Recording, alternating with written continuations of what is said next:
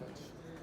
Just somehow get 2 first downs, and that usually tilts the field, and then you can you have to punt it down there, or now you're crossing the 50, and you can take more shots. Yeah. What you can't do is be backed up.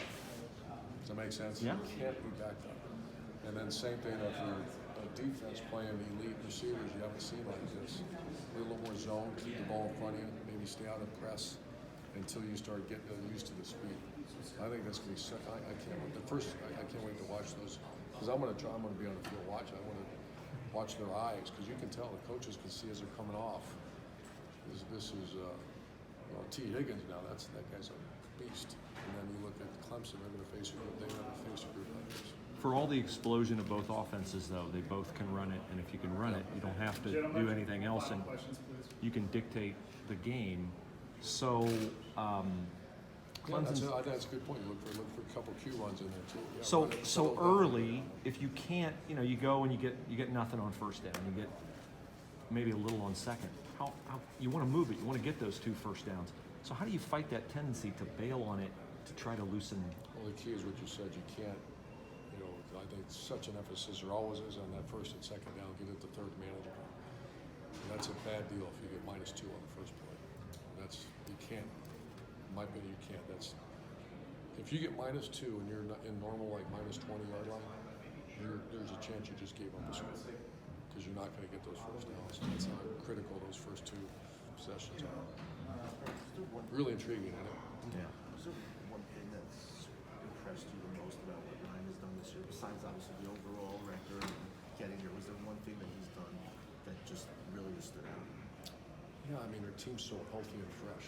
I think the way he manages practice, and his schedule wasn't overly difficult, but yet you look out there and they're all healthy, other than Jonathan Cooper, and they're fresh and healthy. And I think he's done it, which is the job of the head coach, to manage the bodies, and that's where Mickey's so involved. That's not by accident.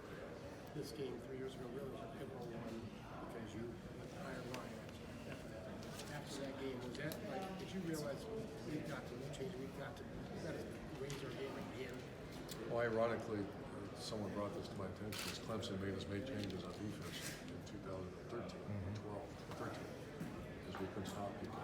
And as we brought in Chris Ash, we changed our defense. Clemson, when we face great teams, which they are, they make you adjust. And I knew going into the game that we were probably going to make changes anyways. But it was just, that was a bad day. Immediate changes. How much better is this Ohio State team than that one? Don't tell it why. I think this is the best talented team. Someone's pointing out that 17 class. My gosh, they're all first round. High draft picks. Did you reflect a bit on Dabo? Like, at the time where Alabama owned college football, and Clemson was a good program, but they were not Ohio State, they were not Oklahoma, they were not, to win 2 out of 3, to play for 1, just your thoughts on observing from afar what he's done there. I think it's one of the great jobs, because you're right, Clemson. I remember when I was at Florida, we lost C.J. Spiller to Clemson. And I was so irate with our staff, myself, and everybody, like, how do you Clemson? And Florida should never lose a kid to Clemson. And then I visited Clemson I was working for ESPN, because I've never been there. Yeah. And that's a special place. Recruits like it there. So he's done a great job recruiting and development. You remember about the recruitment of Jackson Carman in the same room as him, and all of a sudden he's going up against the team he used to coach. Yeah, it was disappointing because, Ohio guy, and we spent so much time with him. Good guy, good family. But he was very, distant at times. You could tell he wanted to get out and get away. And so we weren't that shocked when it happened, because he was, I think he wanted to go and get away. Herbs, as you break this game down, as you look at these 2 teams, what are the strengths of both, and what's going to be the key matchups? The key is going to be, as I said earlier, is how do people respond in the first 7 minutes or first few possessions, because they have not faced, other than practice, neither team has faced anything close to what they're getting ready to go against. And I'm not being disrespectful to Wisconsin, and I can see that headline. No, as far as complete team.